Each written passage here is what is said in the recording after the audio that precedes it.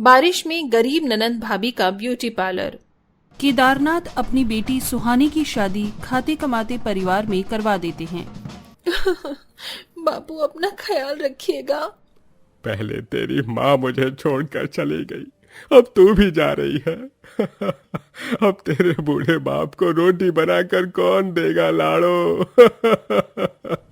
दुल्हन के रूप में सजी बेटी को देखकर केदारनाथ अपनी पत्नी को स्मरण करता है। पता है लाडो, आज तू सज धज कर बिल्कुल तेरी माँ की जैसी लग रही है, एकदम जूही की कली, इतनी सुंदर। तेरे बाबुल की दुआएं हैं कि तुझको सुखी संसार मिले। समधन जी, अपने कलेजे के टुकड़े को आपको सौंप रहा हूँ। इसे ससुराल में इतना प्यार दीजिएगा कि आपके इसे मायके की याद कभी नहीं आए। निश्चिंत रहिए भाई साहब, आज से बहू हमारी जिम्मेदारी है।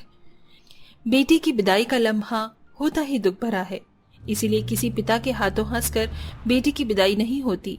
इस कड़वी समाज की एक कड़वी सच्चाई ये है कि गरीब की बेटी गरीब घर की ही बहू बनती है। थोड़ी देर में सुहानी अपनी छोटी से ससुराल में आ जाती है, जहां सास सुजाता स्वागत करती है। आज मुझ गरीब सास के आंगन में भी बहू उतर आई। मैंने तो गंगा नहा लिया। आजा मेरे मोहन की दुल्हन, भीतर आजा। जानती हूँ खास बड़ा घर नहीं है मेरा, मगर तुझको खुश रखेंगे हम। मेरे लिए तो इतना ही बहुत है माँ जी, मुझे और कुछ भी नहीं चाहिए। सुहानी गृह प्रवेश करके ससुराल के अंदर कदम रखती है, मगर उसकी ननंद बिंदिया बस उसके दमकते रूप को देखे ही जा रही थी। अरे वाह भाभी, आपका ब्राइडल मेकअप कितना प्यारा है, बहुत पैसे लगे होंगे ना? जी नहीं, ये 16 श्रृंगार मैंने खुद से किया है। ये तो बहुत बढ़िया है बहू। वैसे भी बहू बेटियों को सिलाई कढ़ाई मेहंदी पार्लर का काम तो आना चाहिए। हाथों में ये सब गुण रहता है तो बुरे वक्त में काम आता है। सुहानी का पति मोहन कोयले के कारखाने में काम करता था, जिसमें परिवार कठिनाई से चलता था, इसलिए सुहानी को भी खर्चे में हाथ खींचकर घर चलाना पड़ता था। सुनिए जी, तेल मसाले खत्म हो गए हैं, राशन पानी भी बस एक टाइम का बचा है, लेते आना, या फिर मुझे पैसे दे दो, मैं ले आऊंगी। अभी मेरे पास पैसे नहीं है सुहानी, थोड़ी दिक्कत परेशानी चल रही है, 1-2 दिन रुक जाओ, ला दूंगा। कोई बात नहीं जी, आप जाओ। ऐसा बोलकर सुहानी मोहन को काम पर भेज तो देती है, लेकिन अब चिंता यही थी कि अगले 3-4 टाइम उसे उतने से ही राशन में घर चलाना और परिवार खिलाना था। ऐसे में बरसात भी शुरू हो गई थी। हे भगवान, आटे के सिवा न तेल मसाला है न सब्जी, सबको खाली सूखी रोटी थोड़ी ना खिलाऊंगी, कोई तो रास्ता खोल भगवान। तभी दरवाजे पर बिंदिया की सहेली नेहा आती है। बिंदिया, ओ बिंदिया, चल चलेगी नहीं क्या बाजार? अरे कोई फायदा नहीं, उस ब्यूटी पार्लर वाली का पार्लर बंद है। ये सुनकर नेहा दिल उदास करके बोलती है, मैं तो उसी की उम्मीद के लिए बैठी हुई थी कि सगाई के एक दिन पहले जाकर फेशियल, आईब्रो सब कुछ करवा लूंगी और मेहंदी भी लगवा लूंगी। अब क्या होगा? अरे नेहा, तुम चिंता मत करो, मैं तुम्हारा आईब्रो फेशियल कर दूंगी और मेहंदी भी लगा दूंगी। बस मैं ये जो सामान लिख कर दे रही हूँ ना, इसे खरीद कर ले आओ। एक फेशियल किट, थ्रेडिंग, धागा, मेहंदी की कीप और एक छोटी वाली मसाज क्रीम की डिब्बी भी ले आना। दोनों सहेलियां जाकर सामान ले आती हैं और बिंदिया की गरीब भाभी नेहा का बढ़िया से मसाज फेशियल करती है और भरी हथेली की मेहंदी भी लगा देती है। ये लो, हो गया सब कुछ। वाह भाभी, आपने तो मेरा हुलिया ही बदल दिया, और कितनी सुंदर मेहंदी लगाई है। भाभी ये लो। अरे नहीं, तुम मेरी ननंद की सहेली हो तो इस नाते मेरी भी ननंद हुई, मैं तुमसे पैसे कैसे ले सकती हूँ? भाभी, अगर मैं यही किसी और ब्यूटी पार्लर में जाकर करवाती तो वहां पर तो मुझे पैसे देने पड़ते। प्लीज ले लीजिए। रख लीजिए भाभी, कोई नहीं। सब कुछ करवाने के बदले नेहा 1000 रुपए देती है, जिसे सुहानी घर का राशन भरवाती है। रात ढले निराश सूरत लिए मोहन घर लौटता है। आ गया बेटा तू, बड़ी देर लगा दी, बरसात का दिन है, टाइम से घर आ जाया कर। क्या करूं माँ, काम के लिए देर तक खड़ा रहा, आज भी धक्के खाकर वापस आ गया। कोई बात नहीं, दुखी मत होइए, हाथ मुंह धो लीजिए, मैं खाना लगाती हूँ।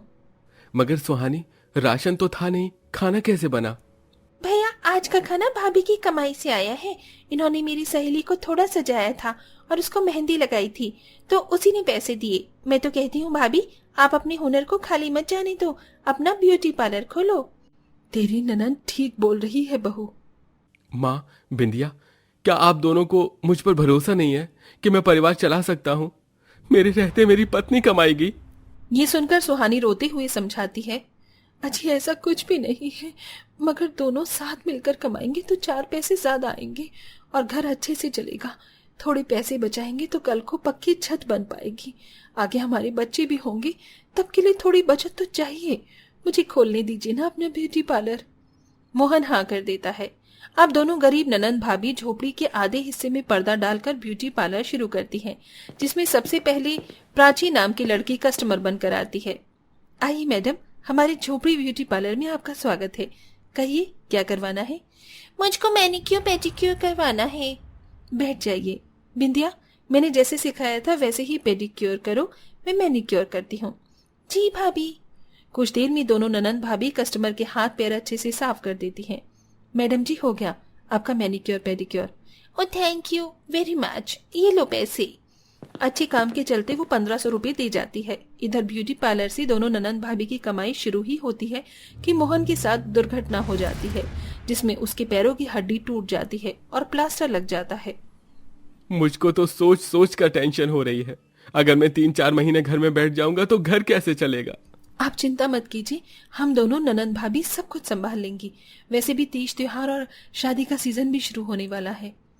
शुरू के 1 सप्ताह तो ब्यूटी पार्लर अच्छा खासा चलता है, मगर अब बरसात का मौसम शुरू हो जाता है, जिस मारे उनकी झोपड़ी की कच्ची छत टपकने लगती है। तभी उनकी सबसे हाईफाई कस्टमर मोना आती है। ओह हेलो डार्लिंग, कैसी हो तुम दोनों ननंद भाभी? जी हम अच्छी हैं। दैट्स ग्रेट, चलो जल्दी से मेरा मेकअप कर दो। आज मेरा एक बहुत इम्पोर्टेंट स्टेज शो है, इस ड्रेस के अकॉर्डिंग मेकअप करना। मोना जी, इस ड्रेस के साथ स्मोकी आईज मेकअप काफी ज्यादा सूट करेगा, बैठ जाइए। मोना चेयर पर बैठकर मेकअप करवाने लगती है। तभी छत से 2-4 बूंद उसके चेहरे पर टपक जाती है। यक, व्हाट इज दिस? सुहानी, ये पार्लर है कि झरना? देखना कितना पानी बह रहा है। माफी चाहती हूँ मोना जी, जल्दी छत ठीक करवा लूंगी। हे भगवान, कहीं टपकती छत के चलते ये उठकर चली ना जाए। ये सोचकर ननंद पतीले लेके खड़ी हो जाती है। जी अब परेशानी नहीं होगी, भाभी आप मेकअप कीजिए। सुहानी दोबारा से कस्टमर का मेकअप शुरू करती है, मगर मूसलाधार बरसात के चलते अब ब्यूटी पार्लर का कोना कोना टपकने लगता है और पूरी जगह पानी भर जाता है और एक बूंद इस बार मोना की आंख पर गिरता है, जिससे उसका सारा आई शेडो फैल जाता है और वो गुस्से में उठ जाती है। रहने दो, मुझे नहीं करवाना कोई मेकअप। मैं तुम्हारे ब्यूटी पार्लर में थोड़ा सस्ता मेकअप पैकेज देकर आई थी, मगर किसने ठीक कहा है, सस्ता रोए बार बार, महंगा रोए एक बार। इस लीकेज का जुगाड़ करो, वरना तुम्हारे झोपड़ी ब्यूटी पार्लर में कोई नहीं आने वाला। ऐसा बोलकर कस्टमर चली जाती है। दोनों ननंद भाभी उदासी के साथ ब्यूटी पार्लर में भरा पानी बाहर निकालती हैं। ऐसे ही कई दिन गुजर जाते हैं, जहां और सारे ब्यूटी पार्लर में कस्टमर की भीड़ लगी रहती है, पर बरसात के चलते गरीब ननंद भाभी का ब्यूटी पार्लर एकदम खाली खाली था। बेचारी दोनों ननंद भाभी दरवाजे पर ही रास्ता देखती रहती थीं। आगे बढ़ने का एक सरिया ढूंढा था, उसमें भी भगवान ने बरसाती लगा दी। ऐसे तो हमें अपना ब्यूटी पार्लर बंद करना पड़ेगा। ये पार्लर मेरा सपना है बिंदिया, इसे बंद नहीं करना चाहती हूँ। ऐसा कहते कहते गरीब भाभी की आंखें भर आती हैं। तभी सास सुजाता एक बड़ी सी बोरा पन्नी सिल कर देती है। बहू, तुझको अपना ब्यूटी पार्लर बंद करने की जरूरत नहीं। ये ले, मैंने बोरे का चटाई सिला है, इसको छत पर लगा दे, बरसात का पानी अंदर नहीं आएगा। थोड़े दिन में कुछ कमाकर छत ठीक करवा लेंगे। दोनों ननंद भाभी उस बोरी चटाई की छत से ढक कर ईंट उस पर रख देती हैं, जिससे उन्हें छत के टपकने से राहत मिलती है। बारिश के चलते सारे ग्राहक हमारे ब्यूटी पार्लर में से हड़क गए हैं, उन्हें वापस लाने के लिए हमें कुछ अलग करना होगा। भाभी, अभी तीज का त्योहार आने वाला है, क्यों ना हम पैकेज रखें? हाँ, ये बड़ी आइडिया है। दोनों बोर्ड बनाकर बाहर लगा देती हैं। अब कम और सस्ते में भला कौन मेकअप नहीं करवाना चाहता। देखते देखते दोनों गरीब ननंद भाभी की ब्यूटी पार्लर के बाहर लाइन लग जाती है। सुनो, ये जो बाहर बोर्ड लगा रखा है, ये पक्की बात है ना? 500 रुपए में तुम facial, massage, hair cutting, eyebrow, mehndi, makeup सब कर रही हो ना? जी हाँ, manicure, pedicure, threading, upper lips, makeup, facial, सब कुछ तीज के लिए स्पेशल ऑफर है। तो जल्दी से मेरा कर दो ना। दोनों ननंद भाभी पूरी मेहनत और लगन से औरतों को सजाती धजाती हैं। धीरे धीरे वो अपने ब्यूटी पार्लर से अच्छी खासी कमाई करने लगती हैं और मेकअप मेहंदी के लिए छा जाती हैं। साथ ही दोनों घर भी पक्का बना लेती हैं और पार्लर की काया पलट करवा लेती हैं।